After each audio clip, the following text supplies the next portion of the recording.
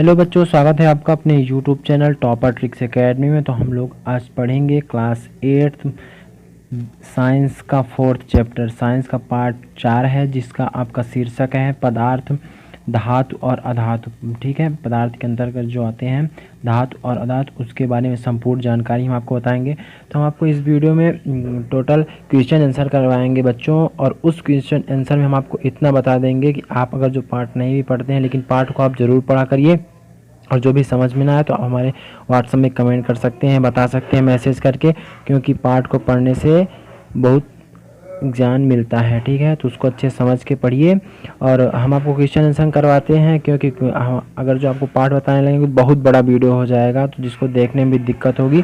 Question answer में आपको इतना करवा देंगे कि आपको उतना ही ज्ञान मिल जाएगा। ठीक, जो भी आएगा, जो भी आपको आपके लिए महत्वपूर्ण जानकारियाँ होंगी, तो हम आपको टोटल जानकारी डिटेल में बताया करेंगे। तो आप वीडियो को पूरा देखिए, तो अपने दोस्तों के पास ज़रूर शेयर कीजिए और चैनल को सब्सक्राइब कर लीजिए, ताकि मैं कोई वीडियो आपके लिए बनाता हूँ तो उसकी सूचना, उसका नोटिफिकेशन आपके मोबाइल या आपके कंप्यूटर तक आसानी से पहुँच जाए। तो चलिए स्टार्ट करते हैं और करते हैं इसके क्वेश्चन। धातु और अधातु टाइटल है। ठीक, तो आगे बढ़ते हैं। हाँ, एक बात और आपको बता दें कि यदि आप हिंदी माध्यम में सभी वीडियो लेक्चर को देखना चाहते हैं क्लास 8 की, तो आप यूट्यूब में सर्च कीजिए टॉपर ट्रिक्स एकेडमी। उसमें आपको प्लेलिस्ट में जाना है। प्लेलिस्ट में जाने के बाद आपको टोटल वीडियो का प्लेलिस्ट बना हुआ है। मैथ, साइंस, सोशल साइंस, सामाजिक विज्ञान, हिंदी, संस्कृत और इंग्लिश टोटल सब्जेक्ट आपको वहाँ मिल जाएंगे। आप आसानी से टोटल वीडियो हिंदी माध्यम में बेहतरीन ढंग से देख सकते हैं।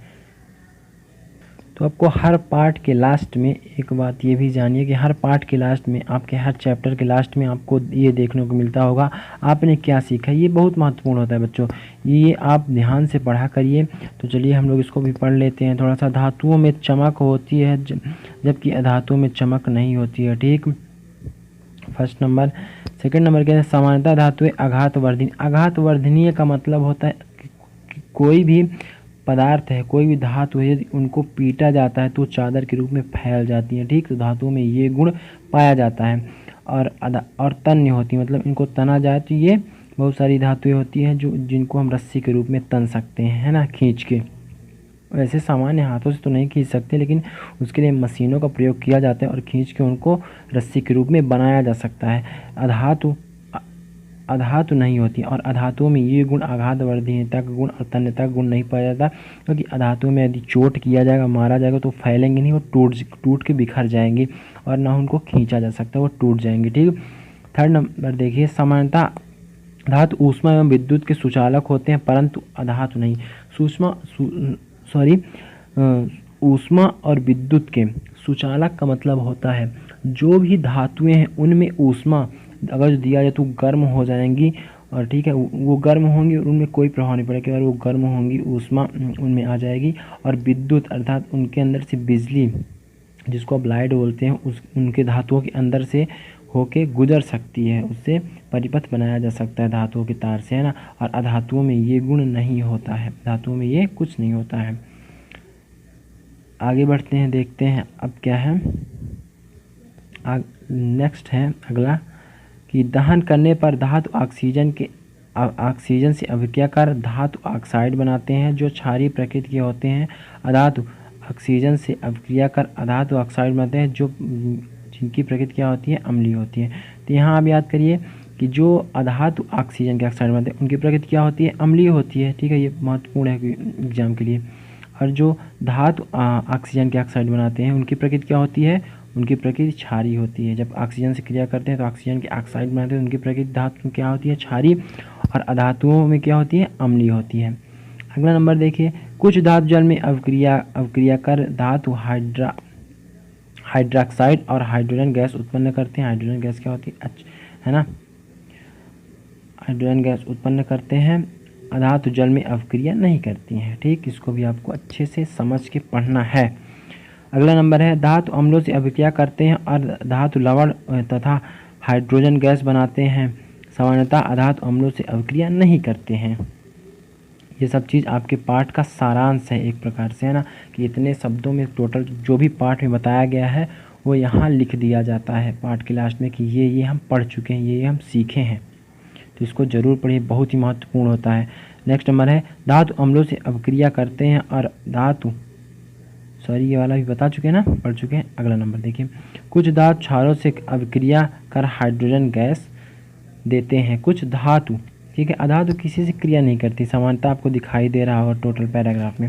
इसमें आगे देखते हैं, अधिक अभिक्रियाशील धातु कम अभिक्रियाशील धातु को उनके धातु यौगिक के जलीय विलयन में विस्थापित कर देती हैं। ये भी याद रखना है, किस में विस्थापित करती है, जलीय विलयन में, देखिए लिखा हुआ है।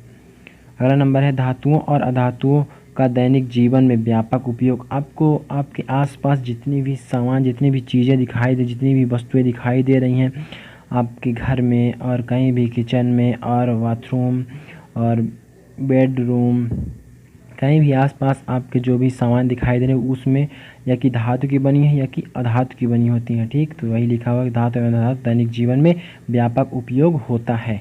ठीक, तो अब क्वेश्चन आंसर की ओर चलते हैं। तो ये रहा प्यारे बच्चों अभ्यास आपके सामने। यदि आपको वीडियो अच्छा लग रहा हो तो प्लीज़ सब्सक्राइब कीजिए, क्योंकि हम आपको फ्री में वीडियो बड़ी मेहनत के साथ उपलब्ध करा रहे हैं। तो आप सब्सक्राइब कर सकते हैं, क्योंकि सब्सक्राइब और शेयर करने में कोई भी पैसा नहीं लगता है। आप चैनल को सब्सक्राइब जरूर करिए और दोस्तों के पास शेयर करना ना भूलें, ताकि वो भी फ्री में अपनी पढ़ाई को निरंतर जारी कर सकें। तो अभ्यास में फर्स्ट क्वेश्चन क्या है, निम्नलिखित, पहला, निम्नलिखित में से किसको पीटकर पतली चादरों में परिवर्तित किया जा सकता है। आप धातु की चादरें देखते होंगे जो जिनको सामान्य शब्दों में टीन बोल दिया जाता है ना, धातु की चादरें होती हैं। तो वो पीटकर किस चीज़ को चादर बनाया जा सकता है। इसमें 4 ऑप्शन आपको दिखाई दे रहे हैं, तो इसमें किसको बनाया जा सकता है। आपका फर्स्ट नंबर का आंसर सही होगा। देखिए जिंक, जिंक क्या है, जिंक धातु है, धातु को पीटा जा सकता है और पीट के चादर बनाया जा सकता है। उस चीज़ को क्या, जब किसी धातु को पीट कर चादर के रूप में बनाया जा सकता है, उस गुण को क्या बोलते हैं, आघात वर्धनीयता बोलते हैं। ठीक, थोड़ा हम दिखा देते हैं आपको। ये चीज़ आपके बुक में ही है और कहीं बाहर से हम नहीं ला रहे हैं। ठीक है, देखिए, धातु का गुण जिसके कारण उन्हें पीट कर सीट में परिवर्तित कर दिया जा सकता है, मतलब पीट कर चादर, पतली चादर बना दी जाती, उसे क्या बोलते हैं, आघात वर्धनीयता कहलाता है। ठीक, यही होता है आघात वर्धनीयता का गुण, जो केवल धातुओं में ही पाया जाता है, अधातुओं में नहीं पाया जाता। तो दूसरा क्वेश्चन है बच्चों, दूसरा क्वेश्चन प्रश्न क्या है, निम्नलिखित में से कौन सा कथन सही है। ठीक, तो कथन कौन कैसे, सभी धातुएं तन्य होती हैं, सभी अधातुएं तन्य होती हैं। तीसरा नंबर देखिए, समानता धातुएं तन्य होती हैं, कुछ अधातुएं तन्य होती हैं। तो इसका ऑप्शन आपका हो जाएगा ग नंबर सही हो जाएगा, सामान्यतः धातुएं तन्य होती हैं, अर्थात धातुओं को खींचने पर वो रस्सी के रूप में, पतली रस्सी के रूप में परिवर्तित हो जाती हैं। कोई मशीन उपकरण से खींचा जाता है ना, तो हो जाती है, लेकिन अधातुओं को जो खींचा जाता है तो वो टूट जाती हैं। तो जब धातुओं को खींचा जाता है वो रस्सी के रूप में परिवर्तित हो जाती है, उस गुण को क्या बोलते हैं, उस गुण को बोलते हैं तन्य, तन्यता का गुण धातु हो गया है ना। इसको भी आपको याद रखना है। आपको ऐसे बता देंगे, आपको दोबारा पढ़ने की ज़रूरत नहीं पड़े। आप एक बार केवल वीडियो को ध्यान से देखिए, और अगर दोबारा भी आप देखना चाहते हैं तो वीडियो यूट्यूब में सेव रहेगा, आप आसानी से सर्च करके जाके वहाँ देख सकते हैं। तो आप इसको ध्यान से देखेंगे, आपको पूरा यही याद हो जाएगा। ठीक, तो अब आगे बढ़ते हैं, देखते हैं अगला प्रश्न। तीसरा प्रश्न क्या बोल रहा है, तीसरा प्रश्न देखिए, रिक्त स्थानों की पूर्ति कीजिए। तो पहला इसमें है का नंबर क्या है, फास्फोरस। फास्फोरस क्या होता है, फास्फोरस एक अधातु है। फास्फोरस बहुत सक्रिय, क्या बोलेंगे, रिक्त स्थान में आप यहाँ पास सक्रिय अधातु है। ठीक, इसका दूसरा देखते हैं, ख नंबर। ख नंबर है प्यारे बच्चों, ख नंबर क्या है, धातुएं, देखिए धातुएं ऊष्मा और खाली स्थान भरेंगे। अब विद्युत की सुचालक होती हैं, अर्थात विद्युत और ऊष्मा का चालन कर सकती हैं। ठीक, अर्थात उनके अंदर से बिजली, जो विद्युत होती है उनके अंदर से गुजर सकती है, उसमें उससे परिपथ बनाया जा सकता है ना। तो अब देखते होंगे जो बिजली के तार होते हैं वो किसी न किसी धातु के होते हैं, एल्युमिनियम या फिर और कुछ, है ना। तो इसीलिए धातु के बनाए जाते हैं, जो कि विद्युत के अच्छे चालक और ऊष्मा के भी चालक होते हैं। आपको अभी हम ऊपर ही पढ़ा चुके हैं ये चीज़, है ना। देखिए वही सब आपको टोटल बुक में, आपको क्वेश्चन आंसर में और बुक में देखने को मिलेंगी। थर्ड नंबर देखते हैं, ग नंबर क्या है, ग नंबर है आपका आयरन कॉपर की अपेक्षा क्या है ग नंबर, आयरन जो होता है लोहा, आयरन को क्या बोलते हैं, लोहा सामान्य शब्दों में। कॉपर क्या है, तांबा होता है। कॉपर की अपेक्षा यहाँ क्या हो खालिस्तान में अधिक अभिक्रियाशील है ना, अधिक क्रिया करता है किसी चीज़ से वातावरण में, तो वही चीज़ आपको यहाँ भरना है अधिक। अगला नंबर है घ नंबर, धातुएं अम्लों से अभिक्रिया कर कौन सी गैस बनाती हैं। तो धातुएं अम्लों से अभिक्रिया कर गैस आपको कौन सी बनाती हैं, हाइड्रोजन गैस उत्पन्न करती हैं। रिक्त स्थान में आपको बनना है हाइड्रोजन गैस बनाती हैं। तो ये रहे आपके खाली स्थान के प्रश्न। अब बढ़ते हैं, देखते हैं ये जो सत्य असत्य बोल रहा है फोर्थ नंबर में। फोर्थ नंबर में क्या है, यदि कथन सही है तो टी, यदि कथन गलत है तो कोष्टक में एफ लिखिए। ठीक, तो करते हैं इसको। फर्स्ट नंबर क्या है इसका, का नंबर देखिए, का नंबर सामान्यतः अधातु अम्लों से अभिक्रिया करते हैं। तो आपको अभी हम बता चुके हैं कि अधातु किसी से अभिक्रिया नहीं करती हैं। ठीक, तो आपका ये क्या हो जाएगा, गलत हो जाएगा। आपको यहाँ लिखना है एफ, एफ का मतलब फॉल्स। ठीक, और देखिए अगला नंबर क्या बोल रहा है, खा नंबर, सोडियम बहुत अभिक्रियाशील धातु है।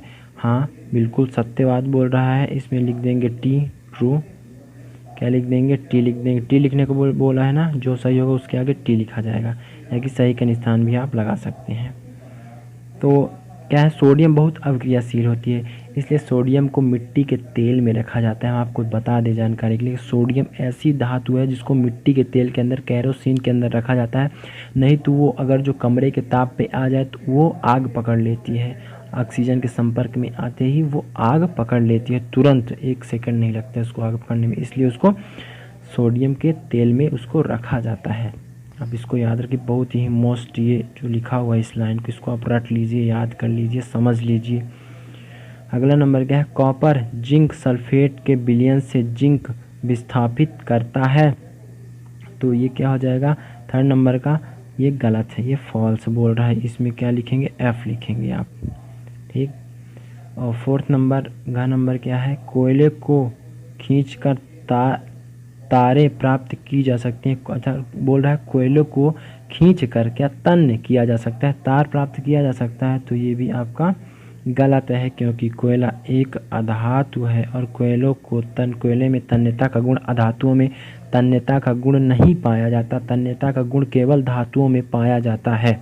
ठीक, तो आपको बोले हैं कि हम आपको डिटेल में इतना बता देंगे कि आप वीडियो देखते देखते आपको सब कुछ याद हो जाएगा। तो कोयले को अगर जो खींचने का प्रयास करेंगे तो वो टूट जाएगा, है ना, तो वो खींच नहीं सकता है, ना ही उसमें तन्यता का गुण पाया जाता है। तो प्यारे बच्चों, अगला प्रश्न है 5वां नंबर प्रश्न है आपके पार्ट 4 का। नीचे दी गई सारणी में गुणों की सूची दी गई है। इन गुणों के आधार पर धातुओं और अधातुओं में अंतर, अर्थात धातु और अधातु में अंतर लिखना है। ठीक, तो देखिए हम आपको एक चार्ट अभी दिखा रहे हैं, उसमें आपको टोटल अंतर दिया हुआ है। ठीक, देखिए इसमें एक गुण लिखा हुआ है, धातु लिखा हुआ, इसके नीचे धातुओं के गुण और अधातु के नीचे अधातुओं के गुण, है ना। तो देखिए दिखावट के आधार पर, तो फर्स्ट नंबर देखिए इसमें क्या लिखा है, पारे को छोड़कर अन्य सभी धातुएं जो है सामान्य ताप पर ठोस होती हैं और धातुएं चमकदार होती हैं। और अधातु के नीचे क्या है, अधातुएं सामान्य ताप पर तीनों अवस्थाओं में पाई जाती हैं, अधातुएं चमकदार नहीं होती हैं। इधर लिखा हुआ इसमें अंतर। कठोरता के आधार पर अधिकांश धातुएं कठोर होती हैं, लेकिन सोडियम और पोटेशियम धातुएं इतनी नरम होती हैं कि इन्हें चाकू से काटा जा सकता है। और अधातु की तरफ देखिए, अधिकांश अधातुएं नरम होती हैं, परंतु हीरा प्रकृति में कठोरतम पदार्थ है। अर्थात जो प्रकृति में सबसे कठोर पदार्थ है वो कौन सा है, हीरा है। हीरा एक अधातु है। ठीक, अगला देखते हैं आघात वर्धनीयता के आधार पर। धातुएं आघात वर्धनीय होती हैं, इन्हें पीटकर पतली चादरें बनाई जा सकती हैं। कई बार हम आपको इसी वीडियो में आपको बता चुके हैं, कई बार पीटकर बनाई जा सकती हैं। और अधातुओं की तरफ देखते हैं, अधातुएं भंगुर होती हैं। भंगुर का मतलब अगर जो किसी चीज़ में मारा जाए, उसमें मतलब प्रहार किया जाए तो वो टूट जाती हैं, है ना, तो उसको क्या बोलते हैं, भंगुर गुण बोलते हैं। वो बिखर जाती हैं, टूट के टुकड़ों में टूट जाती हैं, भंगुर होती हैं। अतः इन पर चोट करके पर टूट जाती है, इन पर चोट करने पर ये टूट जाती हैं। ठीक है, थोड़ा सा ध्यान दूसरी तरफ चला गया था। तो देखिए आगे, तन्यता के आधार पर देख लीजिए। अब तन्यता के आधार पर धातु की तरफ देखिए। धातुएं तन्य होती हैं, इनको खींच कर तार बनाया जा सकता है। हाथों से तो नहीं खींचा जा सकता, हम आपको बता चुके हैं। इनके लिए उपकरण आते हैं, मशीन आते हैं, मशीनरी द्वारा इनको खींचकर तारों में परिवर्तित किया जाता है, तभी इनको बिजली के काम में लाया जाता है, इनके ऊपर प्लास्टिक चढ़ा के, है ना। अधातुओं की तरफ देखिए। अधातुएं तन्य नहीं होती हैं, इनके तार बनाए जा सकते हैं, इनके तार नहीं बनाए जा सकते हैं। अधातुएं तन्य नहीं होती हैं, इनके तार नहीं बनाए जा सकते हैं, इनको तना नहीं जा सकते, खींच के लंबा नहीं किया जा सकता, ये टूट जाती हैं क्योंकि इनकी प्रकृति क्या होती है, भंगुर होती है। तो आगे बढ़ते हैं बच्चों। अभी इसी क्वेश्चन में और पूछ रहा है, अभी इसी क्वेश्चन में क्या पूछ रहा है देखिए। ऊष्मा चालन के आधार पर धातुएं ऊष्मा की सुचालक होती हैं और जो अधातुएं होती हैं वो ऊष्मा की कुचालक होती हैं। उनमें ऊष्मा का कोई प्रभाव नहीं पड़ता है। ठीक, और इसमें क्या होता है, विद्युत चालन। धातुएं विद्युत की सुचालक होती हैं, हम आपको बता चुके हैं। अधातुएं विद्युत की कुचालक होती हैं, लेकिन ग्रेफाइट विद्युत का अच्छा चालक है। अपवाद है, इसको आप लिख लीजिए कहीं पास। जो ग्रेफाइट होती है वो अधातु होती है, लेकिन वो ग्रेफाइट क्या होती है, जो आपकी पेंसिल में काली कलर की पेंसिल की नोक जिसकी बनी होती है काली कलर की, उसको वही होती है ग्रेफाइट, और वो विद्युत का अच्छा चालन कर लेती है, अर्थात वो विद्युत का सुचालक होती है। तो ये एक धातुओं में एक अपवाद है। ठीक, उम्मीद है बच्चों कि आपको वीडियो तो अच्छा लग रहा होगा, क्योंकि हम टोटल इतना अच्छा बताने का प्रयास करते हैं कि आपको बिल्कुल समझ में आ जाए। अपनी तरफ से पूरा प्रयास करते हैं, और जो कोई भी गड़बड़ी लग रही है, कुछ भी आपको ख़राब लग रहा है, तो आप कमेंट में ज़रूर बताएं कि आपको वीडियो कैसा लगा, और अपना सुझाव ज़रूर दीजिए, है ना। तो अब आगे बढ़ते हैं। नेक्स्ट क्वेश्चन, अगला प्रश्न है आपके सामने प्यारे बच्चों। देखिए क्या बोल रहा है कि निम्नलिखित के लिए कारण दीजिए। 6वां नंबर क्वेश्चन देखिए अपनी बुक में। तो इसका फर्स्ट नंबर क्या बोल रहा है, का नंबर बोल रहा है कि एल्युमिनियम की पन्नी का उपयोग खाद्य सामग्री को लपेटने में क्यों किया जाता है।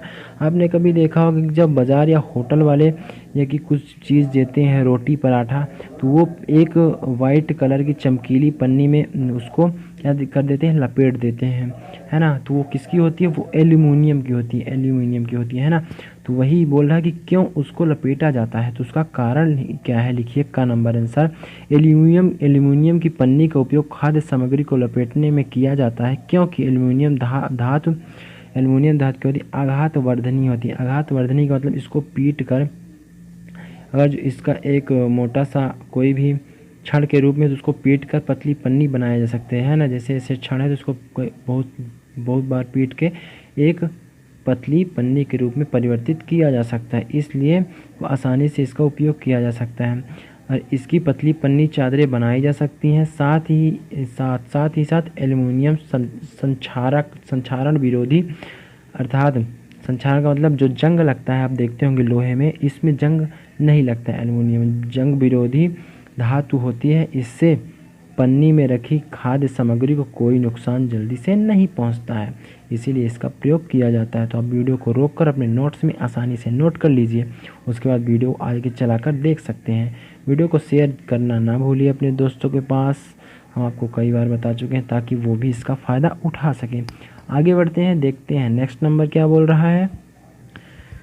ख नंबर क्या बोल रहा है, ख नंबर कारण बताओ वाले में निमज्जन छड़ें इमर्सन रॉड जिसको बोलते हैं, धात्विक पदार्थ से निर्मित होती हैं, क्यों, उसका कारण बताइए।